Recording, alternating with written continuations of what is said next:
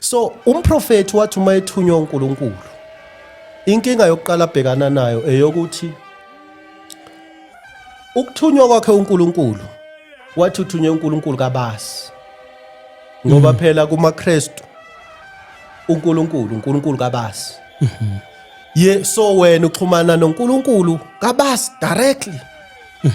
Kusho ukuthi phela umprofeti kahle kahle wayeqonda ukuthi kubantu abamnyama yena uyimediator, kanti bayashumelana lapho. Bathi bashumayezeni ukuthi uma ngabe umuntu ekushaya kulesihlathi esingapha, mnikeze isihlathi esinye. Leyo nto nizoyithola ibhaliwe eBhayibhelini.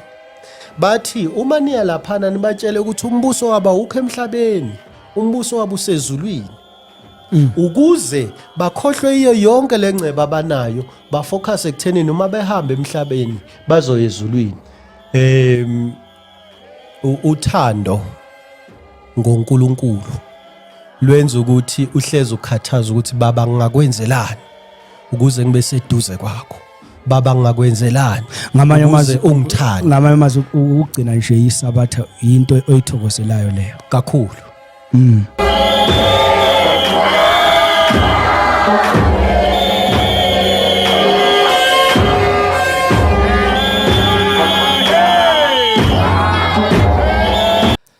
Awu sinibingelele balaleli emakhaya noma ikuphi nje lapho enimukele khona lolu hlelo le podcast Izwi lezulu.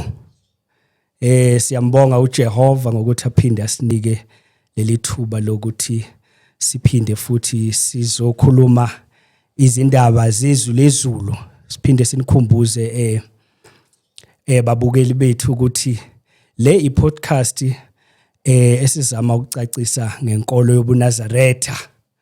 Sizama ukuthi sikhanyisele abantu ukuthi babe nolwazi ngenkolo yobuNazaretha, ukuthi noma beyijaja lenkolo kodwa ulwazi lube lukhona. Inkolo lena esadinga ukuchazwa kakhulu. Siyabona kulezi insuku ziningi izinto ezitrendayo ngobuNazaretha. Abantu basho lokho nalokhana. Abanye bathi hayi no lenkolo lweni inkolo nje yamanga, ayikho nje lento yobuNazaretha. Abanye bathi hayi makhulunywa ngomprofeti wayo, umprofeti uIzashembe, bathi hayi no umprofeti lona wamanga. So sizozama ukuthi sikhanyisele umhlaba nabantu nje bonke ukuthi bayazi ukuthi lenkolo isukaphi futhi iya kuphi, nokuthi umsunguli wayo kungabe wayisungula kanjani, ethunywe ubani, emthume ukuthi azokwenzana. So babukeli ngiyacela ukuthi nihlale lapha kuze kube sigcineni, ngoba kukhulu kakhulu enizokuzuza. Niyazi ukuthi siyayisibe nezihambeli zethu namhlanje sinaso isihambeli sethu esizozama ukuthi sicacisele ngenkolo yobuNazaretha. Baba siyakubingelela baba. Yebo mfowethu, ninjani? Sikhona siyaphila baba. Yebo. Ubaba ubani? Igama lami ngiuDumsani wakwaNtshangase. Ngisuke ebandleni lamaNazaretha kaNkulunkulu eline headquarters ePine Town, eliholwa ubaba uMelusi owaziwa ngokuthi uRev Mpanza. Ngize lapha ngoba ngithunywe yilo ibandla. Okay. Mhlambe nje ngaphambi singene kuloko sokhuluma ibandla lamaNazaretha kaNkulunkulu, wena nje manje usuke eThekwini noma mhlambe nina ibranch ekhona la iThempele la eGoli? Ibandla noma lingelona elidala kakhulu, sesinawo 15 years njengamanje likhona. Ubaba uMelusi ngokuthunywa ingelosi eliqalile. Sinama branch endaweni ezahlukahlukene. Sina eSwazini, ikhona eSeastern Cape, ikhona eGauteng, ikhona nakwamanye ama regions ase KZN, ikhona eFree State, ikhona eMpumalanga. So ibandla nje engasho ukuthi liyasabalala. Kodwa ngenhlanhla enkulu sekukhona ne-social media esikhathini samanje. So nje awuhlupheki uma ufuna ukubona ubaba uMelusi nokubona i-NCG ngoba awukwazi ukukhuluma nge-NCG ungakhulumi ngobaba Melusi ubaba Melusi ungakhulumi nge-NCG i-brand eyodwa so uma uchecka kuma socials uthi Ref Mpanza NCG noma i-TikTok noma i-Facebook noma ilokhuza i-YouTube ngicabanga ukuthi izwi lezulu NCG. Baba uTshangase uyazi nawe before uzokhuluma kakhulu nje ngebandla lamaNazaretha sewukhuluma ngomholi webandla lamaNazaretha kaNkulunkulu kube ngiyazi ukuthi lo mbuzo uhleli uvela njalo ukuthi kuza kanjani ukuthi umuntu ongesiyena owakwaShembe ahole abe nebandla lamaNazaretha ahole ibandla ngoba ngokwazi kwabantu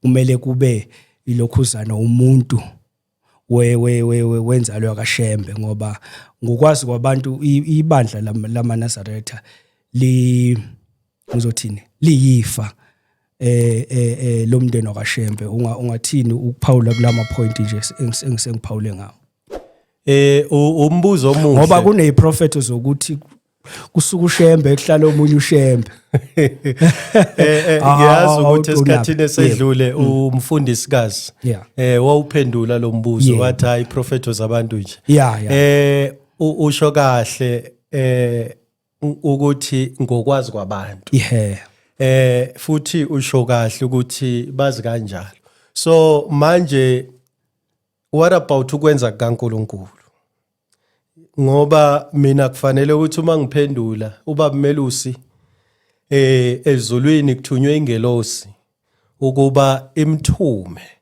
ukuthi akaphume ebuhleni akhe ibandla likaJehova azofundisa abantu kulo ukuthi uJehova ukhonzwa kanjani ekufundiseni kwakhe uzothatha izimfundiso zikaMprofeti owayefundisa ngazo amaNazaretha afunde iBhayibheli afunde nezinhlabelelo nezintshumayelo zomprofeti so uma ubaba Melusi ke ethunywa uthi ke ubaba Melusi umuntu othunyiwe kufanele ukuqala asho ukuthi uthunyweni wathunywa ubani wamthuma ukuthi athini futhi wamthuma kobani uthi ke uma ekhuluma echaza indaba yakhe uthi naye akakwazi ukuthunywa kwakhe so kunzima ukuthi sithi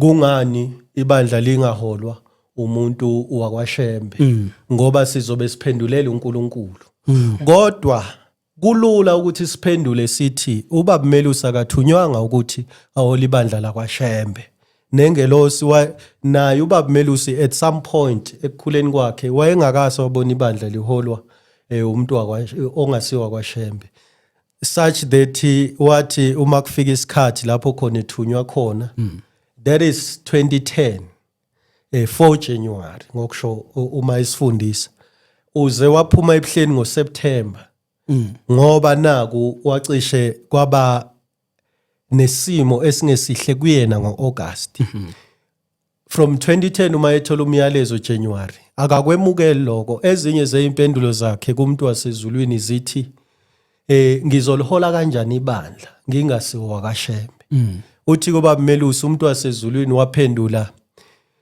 ngokuthi akushiwonga ukuthi holy ibandla la kwaShembe kuthiwe holy ibandla likaJehova so ukufika komuntu wasezulwini kubaba Melusi kube isambulo kubantu abaningi isambulo kuma sifika kuyenzeka sembule kwabanye kungambuleki kufane kwabanye kuthi uma kumbuleka bese basebenza ngokwamandla ukuthi hayi akungaveli lutho bazama ukugqiba ngempela nje so kube isambulo esithi kokuqala kakade uShembe wayebhalile ukuthi ibandla lika Menzi wezulu nomhlaba so kuyisambulo ndlelani na kuyisambulo ngendlela yokuthi lezi zinto uShembe wayebhalile phansi ukuthi ibandla elikhulu lika Menzi wezulu nomhlaba walibhala kaningi igama elithi Jehova ubaba Melusi uke washo ukuthi seliphinde ka 158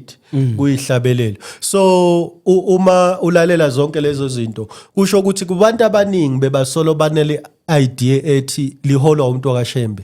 Lokhu kufanele bakuthathe njengesambulo ukuthi lento uShembe wayebhalile kodwa besingazi naku isive sesibona ihlabelelweni iziya confirm ihlabelelo nangu ubaba Melusi sekasifundisa sekayisho lento. So kufanele ukuthi kunokuthi kube nokuzonda nokudideka kufanele ukuthi ngabe sithi wow yazi besolo singayazi lento kodwa ke unfortunately uma kuthunywa isithunywa sasezulwini akuba njalo emhlabeni. No ngiyakuzwa kakhulu Babu Ntshangase ngokucaciselayo ozama ukusho kodwa nje kafushane leli igama leli ngikuzwa ngathi uzama ukuhlukanisa ibandla lakwaShembe ngokwazi kwethu sazi ukuthi ibandla lamaNazaretha ibandla lakwaShembe mhlambe kafushane nje lapho. Ngesikhathi esedlulile njengoba nje manje ngithe uma ngiqala ngathi awukwazi ukuhlukanisa iNCG noBaba Melusi it's the same brand ngoba kube bengikhuluma kwasemhlabeni bengizothi ingane yakhe kodwa ngoba liqalwe umsebenzi wezandla zakhe kodwa uthunyiwe namandla asebenza ngawo waphiwa uNkulunkulu. So akulula ukuthi ngikhulume njengabantu basemhlabeni ngithi ibandla leyingane yakhe kodwa omunye umuntu angabeka kanjalo awukwazi ukuhlukanisa the two. So if ukuthi ibandla lakaShembe it meant to identify ibandla ukuthi umsunguli walo uShembe okwakuyigama lomprofeti waYesaya Shembe. That was fine. That was correct.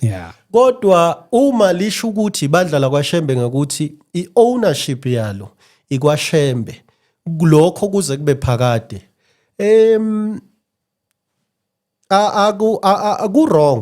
ku wrong particularly uma sekuzofika lapho ebuholini kuthiwe ngokuthi uthi ibandla lakwaShembe uqonda ukuthi ibandla eliownwa kwaShembe akwazi ibandla likaJehova ukuthi linga ownwa. Yes. So kafushane nje kuye kuvele nehlabelelo u220 abantu amaNazaretha ayisebenzisayo ukuthi mawubuka ihlabelelo 220 sikhomba ukuthi sithi vuso omunye endlini yami ahola abantu bakho. So abantu banokusebenzela ihlabelelo amaNazaretha ukuthi hey libheke leli bandla liphambene nesihlabelelo 220 nezinto ezinjengalezo. Nanokuthi uNkulunkulu kwasendulo esizweni sikaIsrael wayekhethe indle eyodwa yabaLevi uyayibona into enjengaleyo. Wayekhethe indle eyodwa yabaLevi kodwa kwahamba isikhathi wathi uyazehlukanisa khona lapho khona abantwana ake ngithi nje walandela uMose kwaba uJoshua akuveli ukuthi uqhamuka ebantwaneni baka uJoshua kwakuyingane kaMose cha kwakungasingane kaMose and iBhayibheli alikhulumi ngokuthi bonke abantu baba ingane zikaMose kuze kube sekugcineni noma ingane zikaAaron kuze kube sekugcineni kuvela abaprofeti abehlukahlukene ngezikhathi ezahlukahlukene. So into ethi inkulumo ethi vusa omunye endlini yami ahola abantu bakho ubaba Melusi ke wayichaza kahle kwenye inkulumo zakhe wayichaza ngicabathi ngo2011 if ungaphosisi athi amaNazaretha akhotha umthandazo umprofeti lapho athi umprofeti vusa omunye endlini yakho ahole vusa omunye endlini yami kucela uShembe ahole abantu bakho. Uthi ubaba Melusi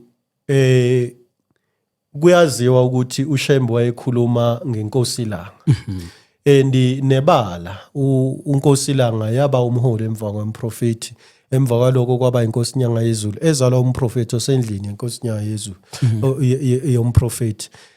Futhi isimanga ke esikhulu ukuthi nakho nje lokho ukuthi vusa omunye endlini yami mhlawumbe kusafanele kuchaza ukuthi indlu kaMprofeti yini ngoba umprofeti uma sizwa thina sizwa ukuthi abantwana laba ababili wabazala ngezwi kodwa inkosi ilanga uma ikhuluma ithi ubaba njengoba ehamba nani thina njengabantwana bakhe akasinakile abantwana bakhe abakhulu inina uzukhuluma ngosizi abhekana nalo egula ukuthi ubaba wayehamba eshumayela ngazi noma ethongathi kwathunyelwa ukuthi akatshelwe ukuthi ingane yagula wathi uma esephendula umprofeti wathi uNkulunkulu bonke abantwana bami wababulala laba ngabantwana bakhe uma efuna ukubabulala akababulala uma efuna ukubaphilisa akabaphilise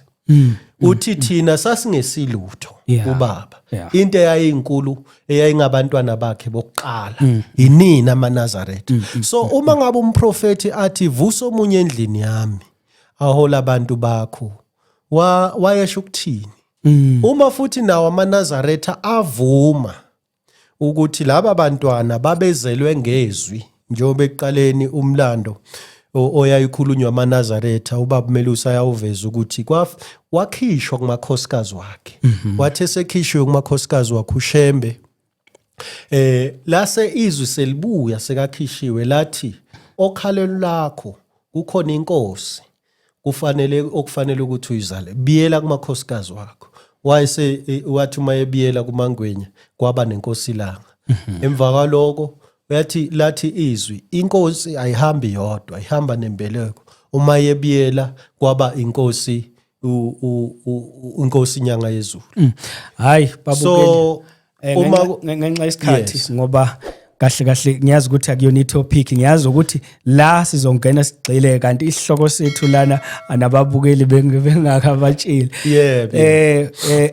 babukeli bethu ngiyathemba niyamuzwa ubaba uNtshangase achazayo ngokuba khona kwaleli bandla lamaNazaretha kaNkuluNkulu nokuthi kuza kanjani ukuthi umuntu ongesiyena wakwaShembe kodwa ebe umholi webandla lamaNazaretha kaNkuluNkulu baba uNtshangase kahle eze ngakho lana isihloko esikhulumela phezulu waso namhlanje ukubheka ukuhlaselwa kwebandla lamaNazaretha no in general nokuhlaselwa kukamprofeti uIsaiah Shembe ziningi izinkulumo ezitrendayo kulamalanga ezikhombisa ukuthi ezizama ukuthi uNazaretha ezichaze njengenkolo yamanga ngizosho njalo ngithi abantu bathi noma abanye bezinye izinkolo abantu beyinkonzo bathi no uNazaretha buyinkolo yamanga bomprofeti bunomprofeti wamanga mhlambe mangasiza nje ngokuhlasela kobuNazaretha kulezi insuku umsuka wakhona kungabe kunawo umlando noma into esingathi nje iyaqala nje kulezi insuku eyenzakala khona ukuzondwa kwamaNazaretha angeke ngize ngithi kuqala namhlanje ngoba noPaulo owayumNazaretha kukhona lapho efika khona bebabuza kukhulunywa nabo kuthiwa siyazi ukuthi le ndlela noma lo hlelo alwamukeleki kwabaningi ngoba uPaulo wayekhuluma wayumNazaretha uma ufunda izenzo 24 verse 5 kuthiwa uPaul wayumholi wohlelo lwamaNazaretha so into endala ukuthi ingamukeleki ngoba nenkosi uYashua owaziwa ngoJesu naye bambulala nje umholi wamaNazaretha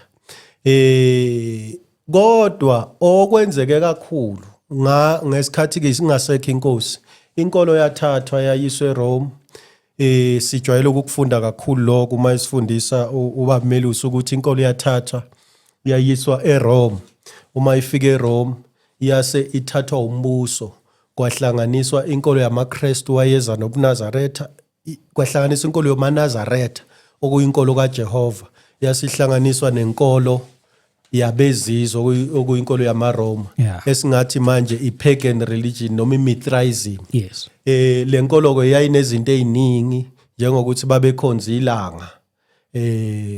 They had what they call a sun day, which is the sun, to worship the sun. Kube nezinto eziningi. So uma sayithunjiwe lenkolo yobuNazaretha nama manuscripts wabo ya infuse Mithraism kuyo kwantshontsho ama characters ba compile iBhayibheli elikhuluma ngomlando wamaJuda namaHebrew namaNazaretha. Base bathi emhlabeni kuzoba nenkolo eyodwa okuwukuthi ubuKristu. And ngalezo sikhathi ngesikhathi iRoman Empire inamandla kakhulu. So noma ekhambeni kwesikhathi kwahamba kwaba nama-Protestants kwaba nani, kodwa bayikhanda inkolo eyodwa. Kokuqala bayibiza ngokuthi ubuKristu, igama lenkolo. Then kwase kukhandwa ibandla kwathiwa iRoman Catholic. Then zonke ezinye izinkolo ezikhona ezingaphansi kobuKristu, impande yazo ayikho eJerusalem. Impande yazo ayikho kuMesaya, kodwa impande yazo, umthombo wazo, their network zidonsa eVatican, zidonsa eRome. So akukhathali ukuthi kukhona okunye abakuchithayo kwakhona noma akukho, kodwa zonke zidonsa khona. Njengamanje amaNazaretha anamahlelo ezala ku6. Kodwa sonke sigqoke iNazaretha emhlophe. Sonke umholi wethu uba spiritual figure. Sonke sihamba ngeenyawo masingene lokhuzeni ngoba impande yethu sonke isekuphakameni. So inkolo yethu ubuNazaretha. Bese kuba ke namabandla ngokwehlukahlukana kwethu. Ngamahlelo ngokwehlukahlukana. So ke kodwa lo mbuso into enkulu abayenza ukuthi bathatha inkolo bayifake ibe ngaphansi kombuso. Kwaseka usakwazi ukuhlukanisa umbuso nenkolo. Kufana nokuthi awukwazi ukuhlukanisa uZulu namasiko wawo. So uma ungakwazi ukuhlukanisa umbuso nenkolo, lenkolo iMithraism yayiza namasiko noma ipagan religion yayiza namasiko omaRoma.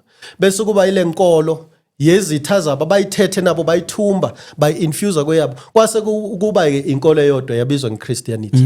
So leyo nto le yenza ukuthi ithi athi uShembe mangabe sekafika afike athole ukuthi uthunyiwe, yes, uthunywe ukuthaletha inkolo kaJehova, yes, kodwa lenkolo kaJehova isi-contaminated futhi sine mandate.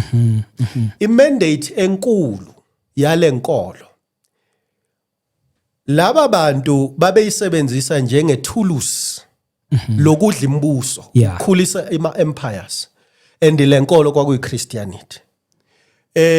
Uma ufunda umlando uthola ukuthi uHitler nje ubulala abantu kangaka, it's because babengahambisani nalenkolo. Le okufanele ukuthi kube yiyona yodwa. Azathi uthunywe uNkulunkulu.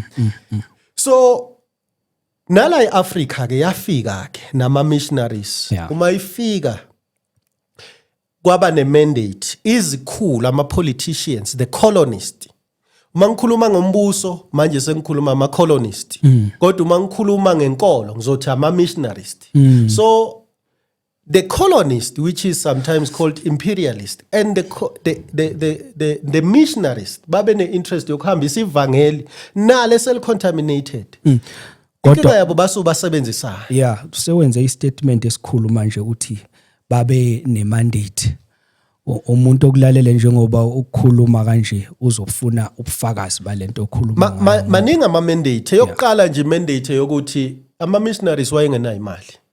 So babe baye kuma-queen, baye kuma-kings, baye kocela sicela nisponsorishe. Amabandla amaningi ayayicela isponsor namanje. So le sponsor into yokuqala babefike basho iqueen nangabe sponsora for navigation, lento ebizwa ngama lokhuza ngiyakhohlwa igama lakhona, but lokuhamba lokhu kwemkhumbi ukuthi bahambe bayoshumayela. Babethi uma bebuya balethe report ukuthi hey siyile kulela lizwe lihle, akwakhiwanga, li-fertile, kodwa ngaphezulu kwaloko kunengcebo.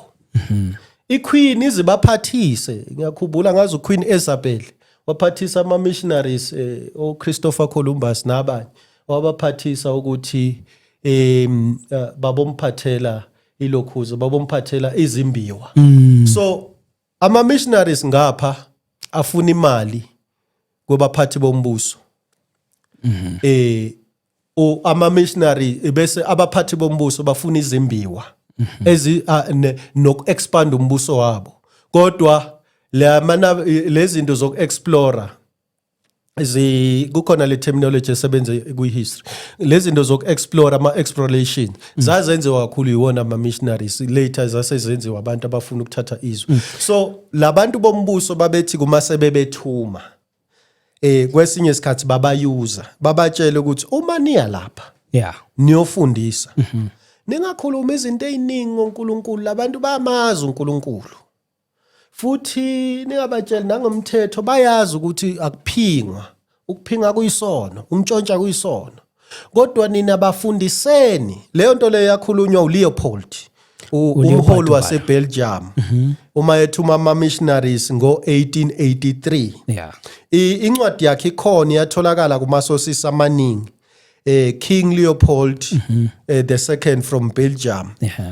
Uyababiza, ubabizela kuyi-conference, ubanikeza imandate. Uthi uma niya laphana ningabi nilonishumayela kuthi abantu abazi uNkulunkulu, bayamazi uNkulunkulu.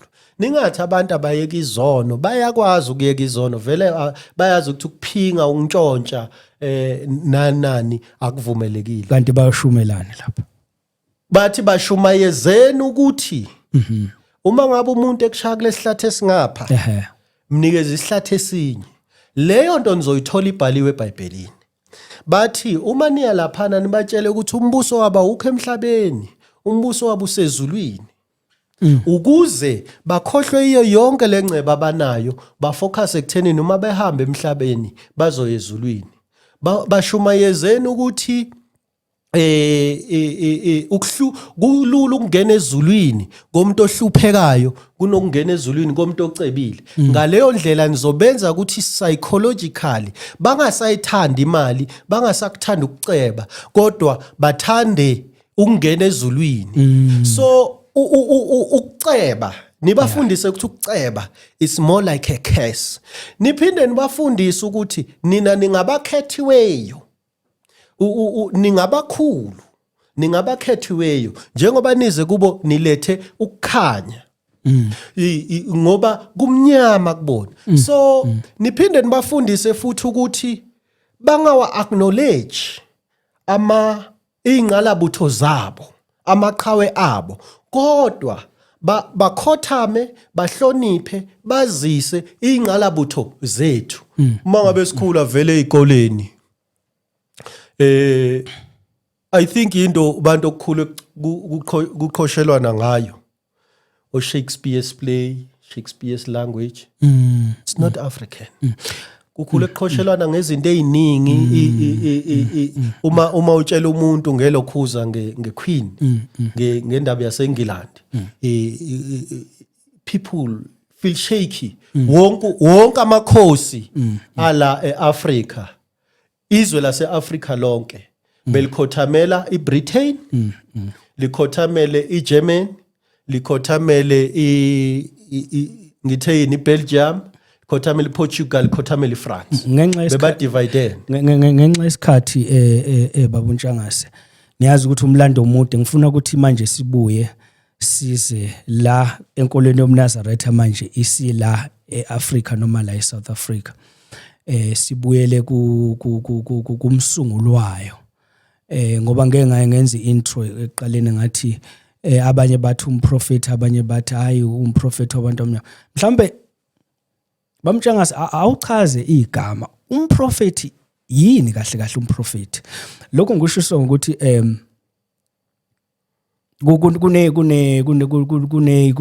kunama video noma kunezinkulumo ezitrendayo kulamalanga. Sike sabona ubaba umpostoli uMbatha ehlabe ehlikiza inkolo yobuNazaretha no Shembe ukuthi umprofeti wamanga. Ngicabanga ukuthi okunye statement asishilo lapho ukuthi uNkulunkulu akekho confused. angeke athi ethumele uJesu emhlabeni aphinda athume futhi uShembe. Ngicela ngizokunika nje isikhathi sokuthi unabe kuleyo ndawo ukuthi umprofeti kungaba umuntu onjani yini umprofeti. Ngiyabonga. Ngicela ukureconnecta bese ngiyahamba ngoba i-statement isikaba Mbatha si connected nalento bengizama ukuyichaza ukuthi bafundiswa. So ubuKristu bathi uma bufika bafundisa ukuthi into enkulu kakhulu into ezenabelungu. Endabelungu njengabantu abaletha ubuKristu bazenza ngazuthi they own, okay, definitely they own Christianity, but their ownership of Christianity, they presented themselves as if they therefore own God. So bonke abantu kabaphenduke ngaphansi kwenkolo bane superiority complex, le mindset ethi we are better than thou because sikubuKristu. UbuKristu buyipresenta njengenkolo obu-owner uNkulunkulu, bu-owner inkolo. Therefore they even think they own a Bible. Bible was compiled by Christians, make no mistake, but they don't own the content. Because i-content ngamazwi kaJehova, abapostoli, inkosi uYeshua nabanye. So lento uthi ke umholi owaba upresident wase South Africa wokuqala uma efundisa ngoxolo uthi abantu ufanele ukuthi sibafundise ukuthanda singabafundisi inzondo. And uma sibafundisa ukuthanda kuzoba lula ukuthi bathande because love comes naturally. Kodwa inzondo iyafundiswa. So ngizothi nje amaKristu asho leyo nto kumprofeti, inkinga yawo enkulu ukuthi afundisiwe ukuzonda. Kokuqala afundisa ukuyizonda bona, ukuthi usho njalo omunye esinye isihlakaniphi sithi into enkulu abantu abamnyama abafundiswa yona ukuthi babelieve ekuthenini they are nothing. Ayikho into engcono engenziwa umuntu omnyama. So uma ufika uthi uthunywe uNkulunkulu umuntu omnyama, ibe siyavuka lenzondo nalento yakhandwa kuwena psychological ukuthi no, it can't be. He's black. Leyo nto yenzeka automatically because wafundiswa ukuyizonda wena, wafundiswa nokuzonda umfowenu, ungamboni ukuthi angaba utho noma uwutho. Therefore everything black it is bad. So leyo nto le bayifundiswa ngokwenibandla, bayifundisa nangani. So umprofeti wathi uma ethunywa uNkulunkulu, inkinga yokuqala abhekana nayo eyokuthi ukuthunywa kwakhe uNkulunkulu wathi uthunywe uNkulunkulu kabasi. Ngoba phela kumaKristu uNkulunkulu kabasi. So wena uxhumana noNkulunkulu kabasi directly. Kusho ukuthi phela umprofeti kahle kahle wayeqonda ukuthi kubantu abamnyama yena uyimediator. And abantu abamnyama kwangelula ukuthi bakwamukele ukuthi bona bangamediatelwa ubasi, bamediatelwe umprofeti uIsaiah Shembe. So lenzondo yaseyikhandiwe psychologically. Iyona lena yenza ukuthi bamzonda umprofeti. Kodwa nale mandate yokuthi kuthiwe do not recognize your own heroes, but recognize other heroes. Ngifuna ukusibuke la sisize umuntu njengamanje ngoba sakhuluma ngabanye abantu. Ake sikhulume ngaye uShembe ukuthi uma uthi umprofeti Isaiah Shembe ungumprofeti kaNkulunkulu, imuphi lo nkulunkulu? Nanokuthi nje ubona ngani ukuthi ungumprofeti ungumprofeti kaNkulunkulu? Inkinga ekhona futhi iziphi izinto ongathi nje ungayibamba zibambeke ukuthi ngempela lo muntu lona waye umuntu kaNkulunkulu? Ikhona incwadi, ngicabanga ukuthi le ncwadi angazi ngiyayifuna, uthi inkosi uYeshua siyobazi ngezithelo zabo. uMatthew 7:16-20 amavesi uthi niyakubazi ngezithelo zabo. the most victim of hatred is the hater. I have to say that. Ngenkathi umprofeti efika umprofeti Isaiah Shembe wathi uthunywe uNkulunkulu. Abantu kwakufanele ukuthi babuze ukuthi uthunywe uNkulunkulu? Yeah. Ukuthumeni. Bese belalela. Then izwi elithi siyakubazi ngezithelo zabo bese livuka einhlizweni zabo ukuthi zithini izithelo zalomuntu othuthunywe uNkulunkulu. Abakwenzanga lokho. Okwesibili, laba bantu abathi umprofeti uIsaiah Shembe akayena umprofeti abafuni nokwazi ke ukuthi yini ayifundisile, yini futhi ayiprofesayile. Okwesithathu ukuthi ngokweversion yabo umprofeti is a seer, it's a fortune teller, something like that. Umuntu opredict future. Kodwa i-definition yomprofeti ithi a messenger of God.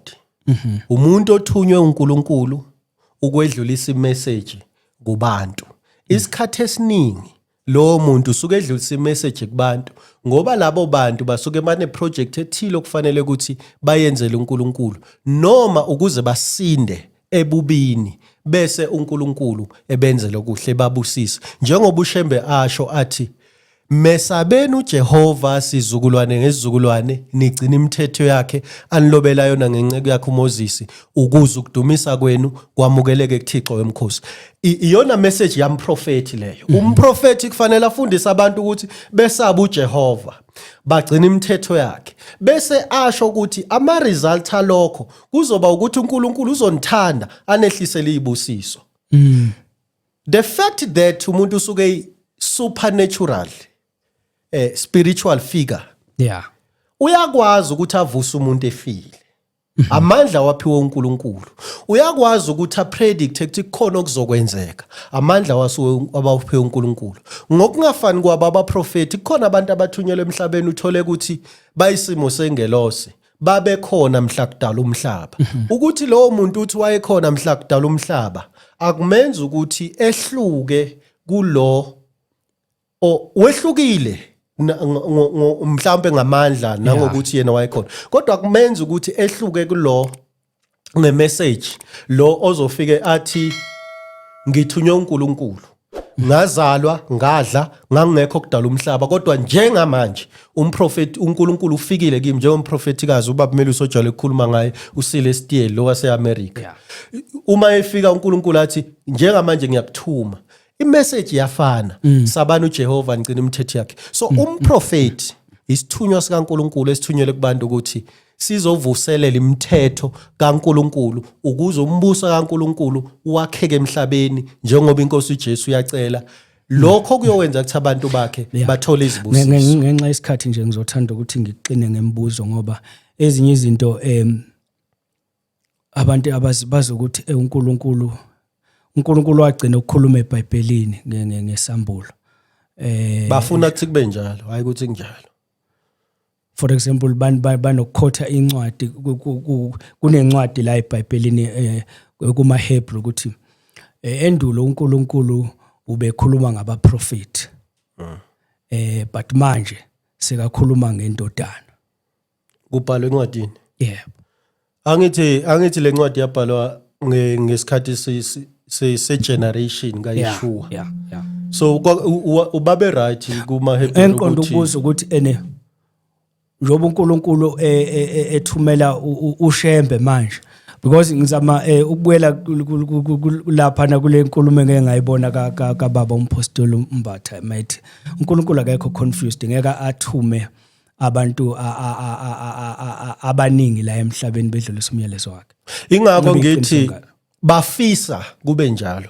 Bafisa ngazi ukuthi uNkulunkulu akamthuma uShembe, bafisa ngazi ukuthi uNkulunkulu ngabe ukhuluma ngeBhayibheli kuphela, azikho ezinye ithunywa zabo. So lokhu kufisa kwabo kuphenduka kube inkolo yabo. Uma sekuyinkolo yabo kuphenduke kube iqiniso labo bese bayakuthatha bayokufundisa. So kodwa angikwazi akekho umuntu ongahlelela uNkulunkulu ukuthi inkosi ngesikhathi esithile uyothuma ubani uyofika asho lokho ngobani ayikho into enjalo bona nokuthi nje igama elithi Shembe likhe eBhayibhelini baqinisile ngalesikhathi kuthunywa uMose abantwana baIsrael babelifunda kuphi iBhayibheli so kushuthi mangakhulunywa ngaye eBhayibhelini abantu banokuthi ayikushuthi ayikho ke le ndaba kasho kusho ukuthi nabantwana bakaIsrael kwakufanele ukuthi bamjikisa uMose bathi Mose awubhaliwe phansi kule incwadi zaseGibhithe ezisifundayo esizifundayo aqali ngoShembe ukuthi kuthiwe akathunywanga kodwa eBhayibhelini bathi Jesu baprofethile ngaye kuprofethiwe ngaye kodwa iprofetho zifiguratively zonke iprofetho zifiguratively bese kuthi ama interpreters ay interpreta ngendlela yabo ay attach ay align kusigameko esithile esesenzekile later or esenzekile later leyo nto seyakhulunywa so i-figure of speech i-figurative expression i-interpretwa ngendlela ezahlukahlukene uma njengoba igama elithi Jesus negama elithi noma Yeshua lingekho ngaphambi kokubazalwe kodwa kukhulunywa ngoMesaya ozofika lokho kuyisimo esifanayo nokuthi igama elithi Shembe baqinisile ukuthi kalikho kodwa ukuthi kukhulunywe ngesimo esiwumoya esizofika emhlabeni okungaba uShembe kukhona lokho eBhayibhelini so kufanele ukuthi thina uma siqala sikhulume ekuthenini siqale sivumelana ukuthi do we interpret these prophecies ngendlela efanayo noma cha the moment singa interpret ngendlela efanayo ngeke sivumelane ukuthi uShembe ukhona noma akekho okungukuthi zonke vele iprofethi abantu bayi-interpreta ngendlela efanayo so it's neither here nor there ukuthi uShembe ukhona noma akekho if sizokhuluma ngokweprofesi because uyashua igama lakhe kalikho kodwa iprofesi ngaye ikhona nomuntu ongakholela kuShembe no understand iprofesi ngendlela yakhe kuyiBhayibheli uzofika ukuthi kwakungashiwo kuShembe ngifike ngithi mina kwakushiwo kuShembe ubani ozoba correct because sonke si-interpreta ama-figurative expression so kodwa ke noma ukhona noma akekho uma uNkulunkulu ebona umonakala emhlabeni kanti ubani unqatshelwe ubani ukuthi athume isithunywa sakhe bese usinikeza igama lakhe unqatshelwe ubani yini ukuthi kunini lapha avalelisa khona uNkulunkulu ngoba uNkulunkulu indlela in charge emhlabeni ngayo mangabe kuba nomonakalo uyawubhubhisa umhlaba hayi ukuthi uyavalelisa umuntu angavalelisa umzini wakhe aye kuphi ngeke but mawubuka umprofeti iZashembe uthathwa njengomuntu obuyisela abantu esivumelwano esidala kanti sekukhona isivumelwano esisha isiphi isivumelwano esisha so lokho ukuthi isivumelwano esisha sithi asaphile ngaphansi komthetho so ukufa kwenkosi uJesu kwasiza ngokuthi kusikhiphe ecindezelweni ngomthetho ngoba umthetho uyaqilazana umthetho ugcineke kuzosho njalo ngifisa ngazi ukuthi ngabe siyayifunda leyo ncwadi ngiyazi ukuthi kukhona imiyalezo abafundi babeye bayikhuluma ama statement anjalo uma ngabe beyishumayela kwabezizwe bese kubangiswana indaba yokusoka ngalesikhathi kubangiswana indaba yokusoka kwakufika amaJuda afike enze ngazi ukuthi umuntu ongasokiwe akakholiwe kakhulu bese kanti la bashonyayiza uPaul bese uPaul afika azobaphikisa athi umthetho umfanekiso bese athi ukufika kwendodana kufezekisa umfanekiso sekufika ukuphelele izinto ezinjalo kodwa leyo nto it was just ukwehlukana kwemibono yabafundi uma ukhuluma ngezivumelwano esisha akukho lapho khona uMesaya akhuluma ngezivumelwano esisha kodwa abantu abakhuluma ngezivumelwano esisha i-interpretation yes prophet esenziwa uPaul kodwa into esiyaziyo uMesaya uma efika abantu baye bathi bafika wafiwa nciphisa umthetho kodwa kubukeka ngazuthi wawuqinisa ngoba uthi umuntu uma ebuke wosifazane wamkhanikela usephingile naye kanti kuqala kwakuthiwe mawulele naye lo mthetho lo uqine kakhulu uqinile uthi uMesaya uma ngabe umuntu ekushaya isihlathe singapha fanele umnikeze singapha lo mthetho lo uqinile uMesaya uthi thanda isitha sakho njengoba usithanda wena lo mthetho lo uqinile because igama liyasho lithi sitha umuntu oyingozi kuwe uqinile lo mthetho uMesaya uthi uma ngabe umuntu engitshontshele kufanele ukuthi angitshontshele ibhuluko fanele bese umnikeza ihembe ukuze agqoke ibhuluko ngayo lo mthetho uqinile so imithetho kaMesaya uma soyibheka kahle iqinile kodwa kwakuyimithetho ephoqa abantu ukuthi babe nothando nomakhelwane bese kufezekisa umthetho womusa because umusa awusho ukuthi umthetho awukho umusa uwumthetho ngokwawo uma ngabe umuntu azokushaya isihlathini esingapha umthetho womusa the law of grace says mnika isihlathi esingapha but umthetho kaMose uthi iso ngeso so uyashua hayi ukuthi wachitha umthetho washaya umthetho womusa and ngifuna ukuza kulento ukuthi isivumelane esisha ilese sithi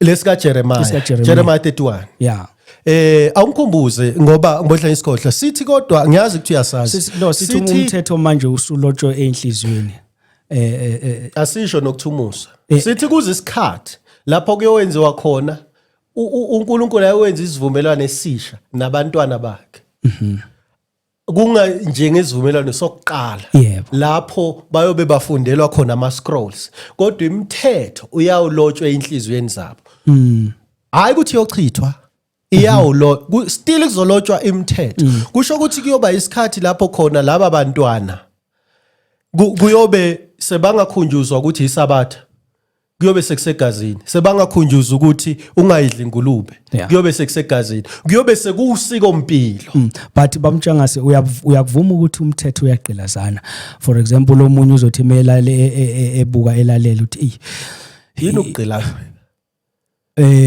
ngizothi uyacendezelana awenza izinto ngendlela ofuna ngayo wena othanda ngayo for example njengesabatha manje makuyisabatha kusase kumele kuyabanda awukhona ukwenza awukhona ukubasa umlilo awukhona ukuthi akusikhona ukucindezela lokho ukuthi uyithole ukuthi manje usucindezelekile hayi ukuthi ukucindezela ukuzonda uNkulunkulu hayi ukuthi basobacindezekile basobamzondile uNkulunkulu uthando ngoNkulunkulu lwenza ukuthi uhleze ukhathaza ukuthi baba ngingakwenzelani ukuze ngibe seduze kwakho baba ngingakwenzelani ngamanye amazwi ungithanda ngamanye amazwi ukugcina nje isabatha into oyithokozelayo leyo kakhulu yazi kakhulu ngoba ubaba Melusi uthi awe uthi isabatha igama elithi isabatha ilona lodwa eBhayibhelini elanikezwe igama and uma uthi uyafunda kuthiwa nobaba osezulwini waligcina uma uthi uyafunda eBhayibhelini uthola ukuthi ithi lena ngifuna ukuyisho kuthiwa lwangcweliswa lwabusiswa luwolukhethekile ngeke uyithande kanjani into ethandwa uyise egcinwa uyise lona wazi ukuthi uma uhamba uzoya kuyena ngeke uyithande kanjani into yalapho uyakhona so hayi ukuthi kuyagqilazana baswela uthando lokuthanda uNkulunkulu ngoba umuntu maye nothando lukaNkulunkulu akakhathazwa ukuthi uNkulunkulu ufuna ukuthi lo muntu enzeni ukhathaza ukuthi yini what more can I do for you ukuze ungithande uthando ke lunjalo nabantu nje abathandana emhlabeni uhlezi umuntu akhathaze ukuthi hawu umuntu engimthandayo lapho ekhona kodwa uphephile lapho khona kodwa usedlile akekho umuntu ongathi uma enza into ngothando athi uyagqilazeka kodwa uthando it's love language ukugcina imithetho kaNkuluNkulu it's love language awukwazi ukuthi uthi uyingane bese uthi baba ngiyezwa ukuthi uthi la ekhaya kubuye ngo6 kodwa mina ngiyazi ukuthi unomusa and ngiyakuthanda kodwa mina baba ngizobuya ngo10 kodwa ubaba uthe buya ngo6 so ubaba wathi asigcina isabatha silithandiswa ukuthi ubaba uzivulela izinto eziseduze kakhulu naye ezenza ukuthi ayithandayo ngalesikhathi asikhombisa ukuthi uthandani lo akuthandayo sikwenza kakhulu ukuze sithande kakhulu ngizocela nje ukubamba lapho ngenxa yesikhathi nje ngoba ngisenembuzo la njoba kuhlaselwa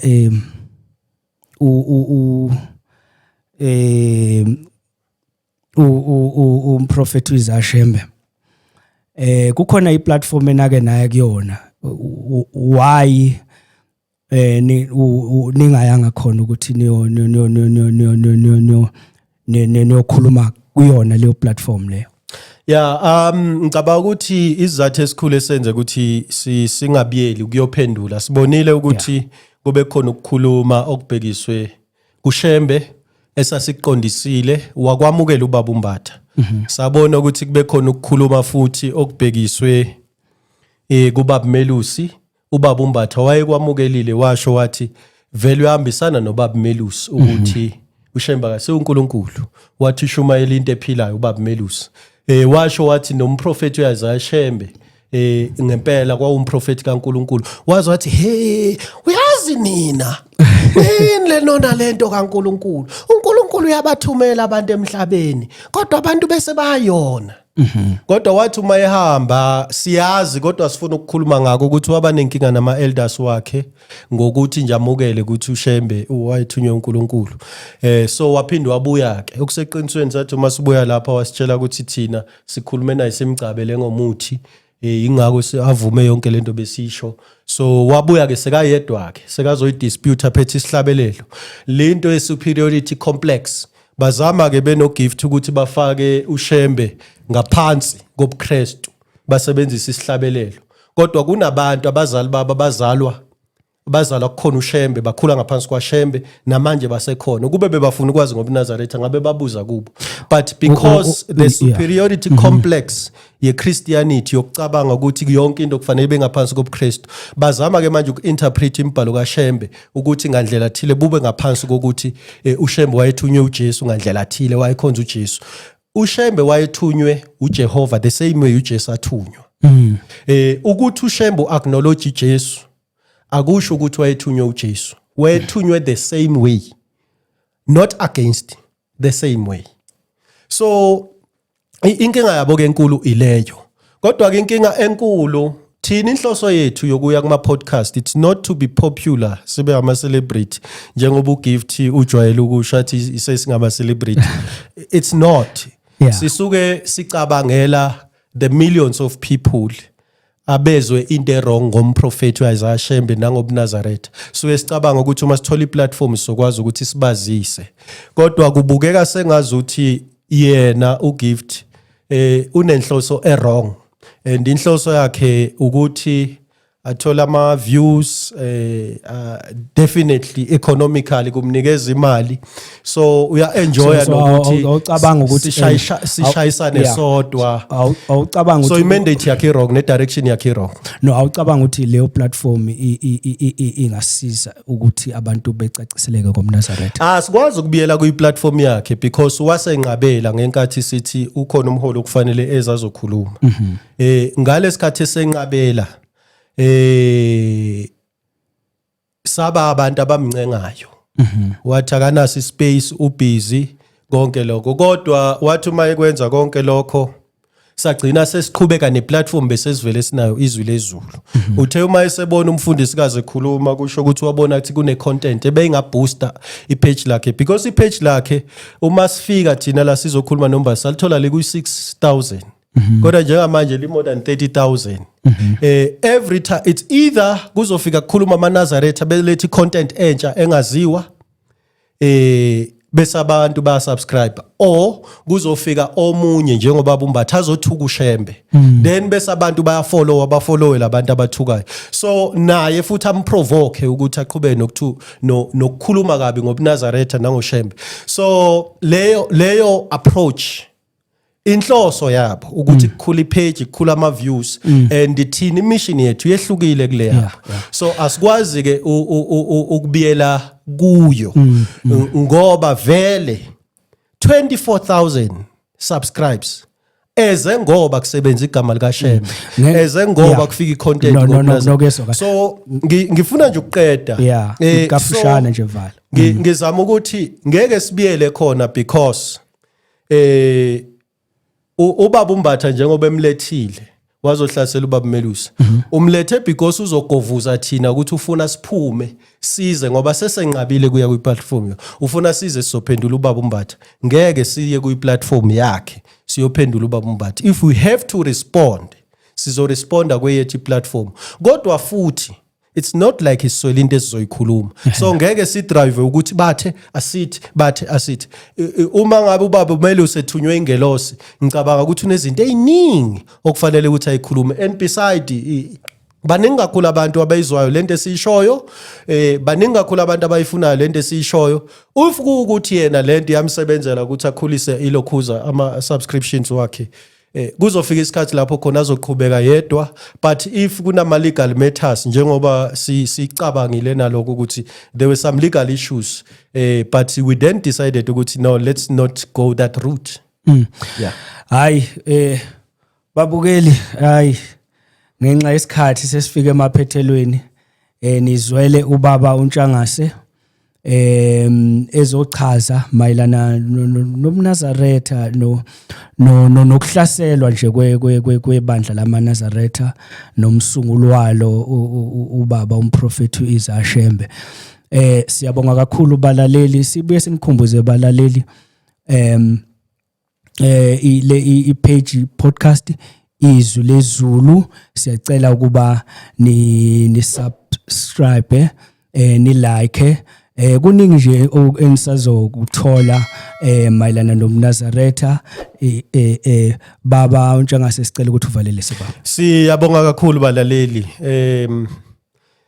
sibonga ithuba lokusipha indlebe sibonga nethuba lokuthi nisibukele singabantwana abathunyiwe ibandla lamaNazaretha kaNkuluNkulu ukusilandela yiwa ama page ku Facebook na ku YouTube athi Izwi leZulu NCG ipage elikhona ku Facebook lithi Ref Mpanza NCG njalo ngamasabatha ningasilandela inkonzo yethu iqala ngo1 o'clock njalo ngamasabatha siyabonga kakhulu balaleli nembuzo uyakwazi ukuyibuza ngobuNazaretha noma uyibuze kuwo lama platforms siyakwazi ukuthi uphendule siyabonga hayi siyabonga kakhulu ngempela ke niyizwela ngempela lapha na balaleli siyabonga kakhulu bandla kulolu hlelo lo niqhubeke njalo nje nisilandele nje lana kuningi ensazokuthola okuyizimfundiso zobuNazaretha okuyibandla likaNkuluNkulu